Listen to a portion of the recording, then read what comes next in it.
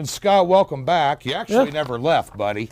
We just, if you missed out on episode 4, season 1, interview with Scott Spreitzer, Omaha, Nebraska boy, Auburn, Nebraska boy here. Talked a little bit about Scott's story. We didn't get to some, well, you know what everybody wants from us, Scott. I know we're good looking. We have magnetic charm and charisma. We have all these things to offer.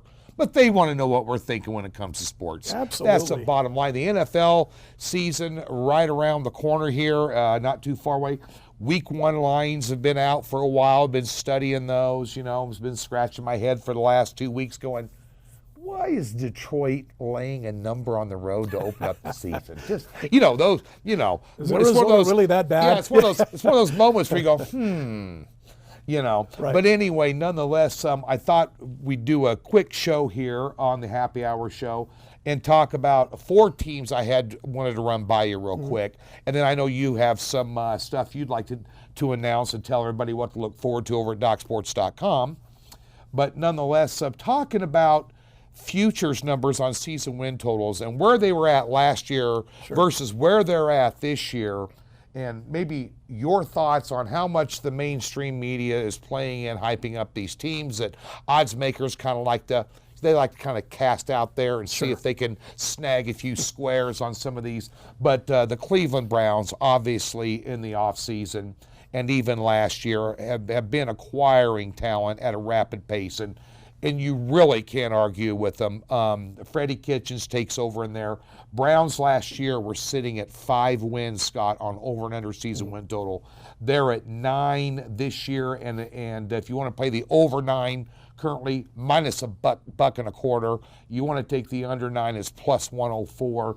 Obviously, Odell Beckham, Mayfield. They got Nick Chubb. They picked up Kareem Hunt from Kansas City, you know, who is going to play after 8 games if he can keep himself out of trouble. Absolutely. But and wide receiver, they're stacked 3 deep here. Your thoughts on the Browns? Is this a little bit of an overreaction here? Are they making you pay a premium price over 9, especially in that division? Yeah, I think you got to look to what the market says a point spread should be, an over-under wins total should be, you know, odds to win certain leagues and divisions and championships and all that. The market is right there. I mean, that's the market saying the Cleveland Browns wins total should be 9. So yeah, it's 4 games more than if we were talking about this last year at this time going into what was the 2018-19 season. So the market tells you that, yeah, the books are saying 9 and that's where it should be. There hasn't been overwhelming support on one side or the other as far as the over under win total is concerned. You mentioned some of the guys they picked up. Listen, the best thing that happened to the Cleveland Browns besides getting Baker Mayfield last year and having him perform to the hype was firing of Hugh Jackson. Yeah. One of the worst coaches in my lifetime in the NFL. I got no problem saying that. The players didn't like him. He had a horrible record. He wasn't all that hot with the Oakland Raiders before he ended up in Cleveland. Yeah. And you could tell the players just did not see eye to eye at all. There was no respect for Hugh Jackson. And so he gets canned, and all of a sudden you've got a competent coaching staff, and you got players who look like they're engaged with what the coaching staff is telling them to do. There was a feeling of confidence out of the Cleveland Browns players that they didn't have under Hugh Jackson. So they go from winning like 3 games out of 34 or whatever it was when he was there to having a chance to win week in, week out. Right. And you saw those young guys, some of the guys you mentioned, coming together as they matured a little bit quickly. What they did that I thought was smart in the offseason, their biggest problem, their area of concern for me after last year was their pass rush. And I thought they went out and they basically took control of something they had to fix to be a better team this year. Right. And I think they did. But Tony, when I look at their schedule, and you do factor in the hype, as you mentioned, can Baker Mayfield be as good when he's expected to be really good? And the team itself, I got them right at 9 wins also. And I talked about them on a video that I do, those nightly videos, you do them also. And I just said, I got them right there, right at 9 wins. I don't have them winning the division. Believe it or not, I think the Steelers are going to win that division. I think the Browns are right at 9 wins. And if at their very best, maybe 10, at their very worst, maybe 7. So still too close to where the books have posted that wins total for me. Yeah, I want to see if Baker Mayfield can evolve. Last year he came in early in the season, but it was during a Sunday or Monday night game, and they were getting stomped. There was no pressure on him. Now he's got a 16-game season in front of him, clearly on his shoulders. New coaching staff, a new toy with Odell Beckham. Sure. And they've got Jarvis Landry there. They've got Antonio Callaway, another. They got a three-headed monster at wide receiver here. He's not going to have a lot of excuse room. It's not like the cupboards are bare surrounding him. So it's interesting to see how that's going to all play out. I definitely think they're at least a 500 ball club, and you're looking. They got to win. They got to go 10-6 though to cover that 9, which I don't know in that division. Baltimore's hasn't gotten any better. Sure. I think Cincinnati might be good, but another team that vaulted with lofty expectations, the Chicago Bears. 5.5 wins in 2018 was their season win total, sitting at 9.5 right now, Scott. Remember last July, when I had basically just started working with DocSports.com, and we did a podcast, you and I. Right. And that was my favorite NFL over-under wins total, was the Bears over. Yeah. And obviously they got there and then some.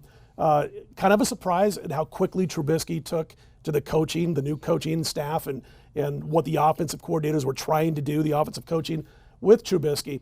He's another guy who now, like Mayfield, is going to have to take that next step. Here's the issue with Trubisky for me, Tony, and this is where it all starts and stops as far as I'm concerned with the Chicago Bears. If you watched him last year and you rated what he did in the opening quarter, maybe quarter and a half of a game, fantastic. And those first opening drives, first 12, 15 plays, a lot of those plays are kind of scripted before the game even begins. They prep for that all week. Well, then you got to make adjustments throughout the course of the game.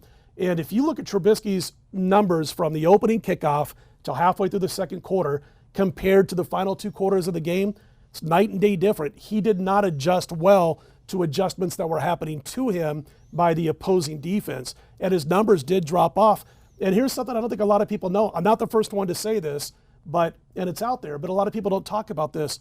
He was the second worst starting quarterback in the league last year when it came to miss rate or off-target rate, as it's called. He was the second worst. You're not going to win 11, 12 games again with a quarterback who's that far off target like he was last year. Listen, the defense, they lost Fangio. He's now the coach of Denver. Right. He was a tremendous defensive coordinator. But they've got guys around that are still there and the defensive talent to be almost as good as they were last year. Well, they have Khalil Mack. Absolutely. That's like the leader on the Lawrence defense. Taylor. That's like having 3 players basically on No, defense. man. So I think the defense is going to be really good. They don't have to be as good as last year, but the improvement has to be by Trubisky. He can't be off target as much as he was last year and expect to win as many games. I've actually got them winning 10 games this year, Tony, the Chicago Bears, and I might be overshooting a little bit on that one. Well, the division, I think Green Bay's going to be better. See how they do with a new head coach. Sure. So you got a little bit of and Minnesota has talent. It's just they can put it all together and they can get any consistency out of quarterback. And then of course you got, the Detroit Lions and Matt Stafford, one of the best quarterbacks in the country no one ever wants to talk about, but he still can ball. So it's going to be interesting, that division. The Colts last year. Yeah. Andrew Luck came back, a little rusty at first. Right. Everybody kind of trying to get oiling all the parts in the Colts machine there. Beginning of the season came on strong. Sure. Second half of the season, my beloved Kansas City Chiefs gave them a big-time beatdown in the playoffs. But a lot of people didn't think they were going to, get near the playoffs because they had a season win total of 7.5 wins last year. Yet they land in the playoffs, and of course they played a very talented Kansas City team on the road, got beat 31-13. And we're never in it. Yeah, basically. we're never in it. I mean, that was kind of a mercy at the end of it for them to get some points. But the one thing that I noticed about this team, they're went from 7.5 last year to 9.5 on season win totals this year. Expected to win the division. Out of the gate, they open up at Buffalo. Then they have 2 home games with Cleveland and Chicago. Neither one of those are going to be easy, but they are in the Dome. And then they end at Cincy for their first 4 games here. They've got to win 3 of those to even think about exceeding that 9.5, Scott. They've got a roadie at KC on the schedule. A couple of winnable homers, I guess you could say, against Atlanta and Oakland, talking about the Colts. Yeah. And I think when I look at what this team might do in the first 5 games, there's a chance they're 2-3 after 5 games. It's not an easy start. But I've even got them going 10-6 if they start 2-3.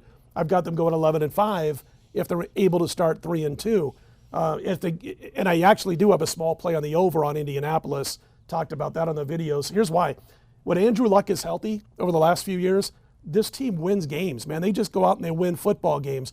And what I like about this team is that the offensive line is tremendous. They got the best offensive line maybe in football. Pass blocking. Yes. I don't know about run blocking, but the pass blocking, you give him 3-4 seconds to do anything with a healthy receiving core, forget about it. They're going to protect him. Like another team in their division, for instance, Houston. By the way, I love Deshaun, man. Deshaun Watson, quarterback. Oh, yeah. I love him on and off the field. I've been accused of having a man crush on the guy, man. But I like the way he is off the field. I like the charity work, everything about that guy. Yeah. And I just root for him. Well, I don't have a bet against him, but I root for him in general. But he's always under pressure. The guy's always got to run and find openings. It's all on him. And the antithesis of that in the same division is the Indianapolis Colts, Andrew Luck, and this offensive line. He's not going to be laid on his back staring up at the ceiling in the dome or at the sky when he's outside on the road. He's going to be well protected. And the defense has to get better with the pass rush, but I don't think it has to get that much better. They got to be maybe top half of the league, not necessarily top 10, top 5, but top 15, which would be a little bit better than they were last year with the pass rush. They get there, they win 11 games this year. I really believe that. So I do have a small play on Indy to go over that 9.5 wins total. And again, listen, I like what they did in the draft. They got this kid named Rock Ya-Sin, who's a corner out of Temple. And he's exactly what they needed. He gives them a superstar athlete who can become a starting corner in the NFL sooner than later. So I like the draft. I like what they did. They got Houston from Kansas City, a linebacker. They went out and got Houston from Kansas City. So don't forget about that. Don't forget about that cat. Absolutely. He's a bad boy. So they're going to be better.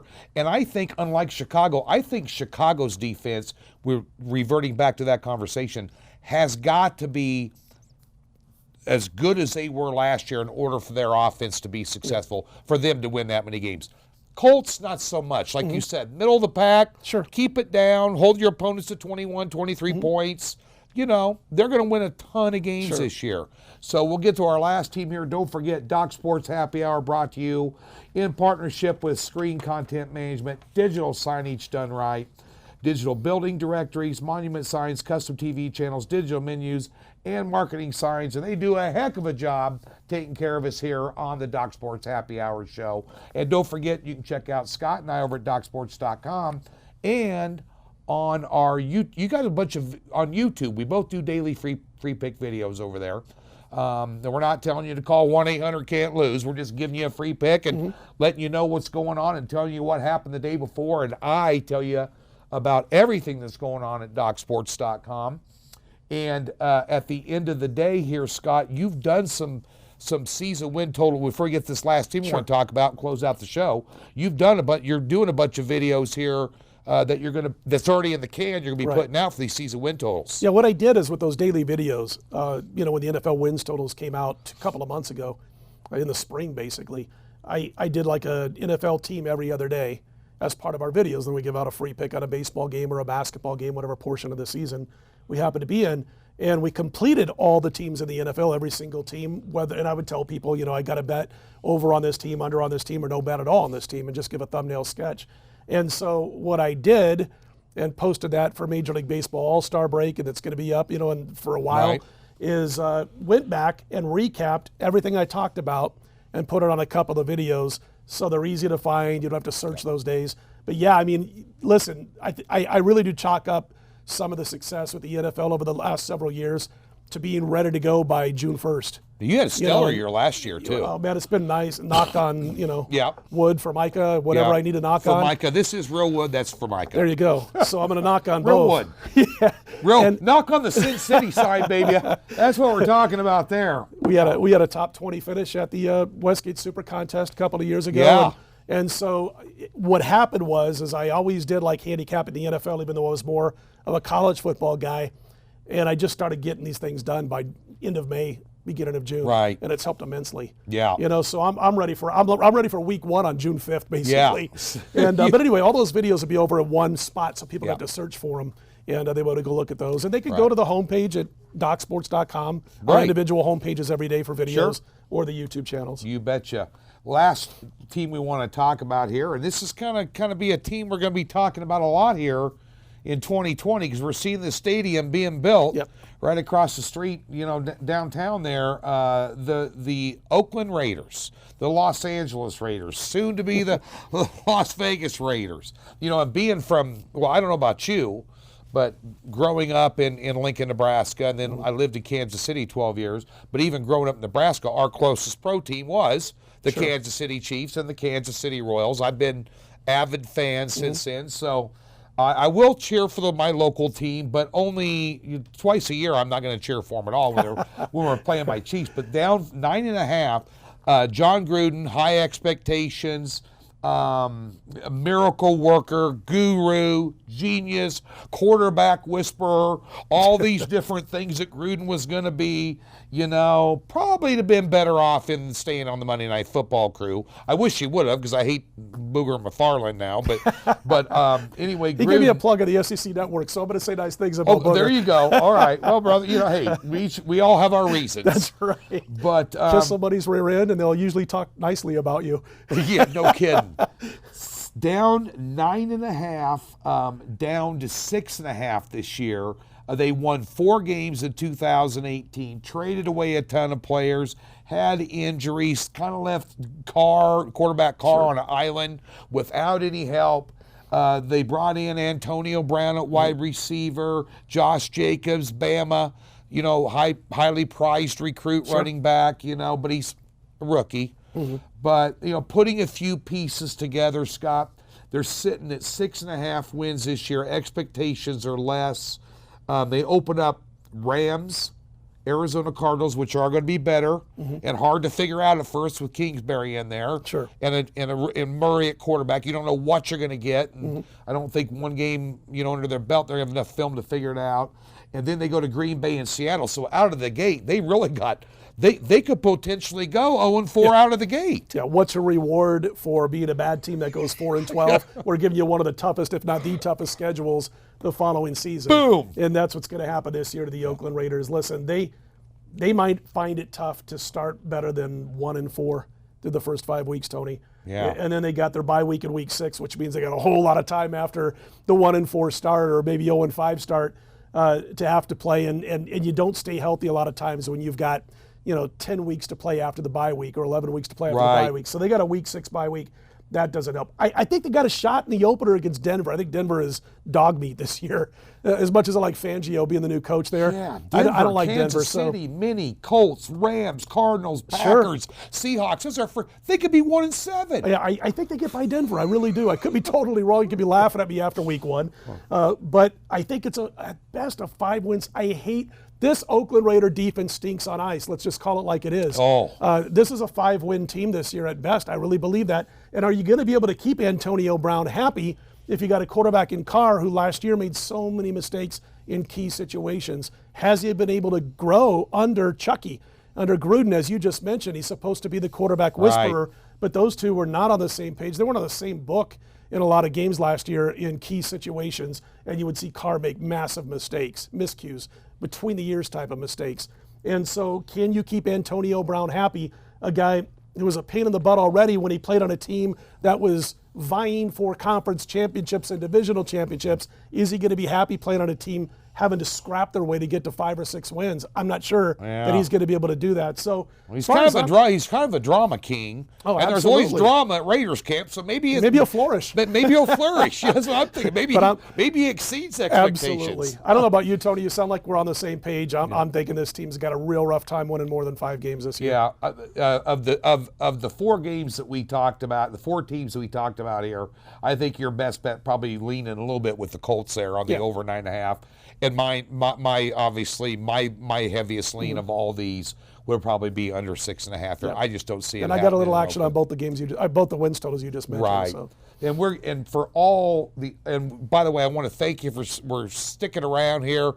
We did an entire episode on the Happy Hour show about Scott Spreitzer and his storied career coming out here to Las Vegas. Couple Nebraska boys doing good out here for Doc Sports, and And Scott, obviously, you're going to see a lot more of him in the national media all over the place as well. But thanks for stepping in, talking a little bit about the football stuff.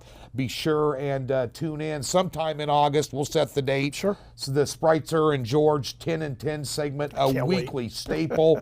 It's must-see TV. The best information anywhere you're going to find direct from Las Vegas. You'll find it on YouTube, of course, weekly, and DocSports.com website. And we appreciate you sticking around, giving us a part 2 with Scott Spreitzer. We couldn't get enough of you in part 1, so we got you in part 2. Check out Scott on YouTube and on the site. Myself as well. Thanks for tuning in to Doc Sports Happy Hour.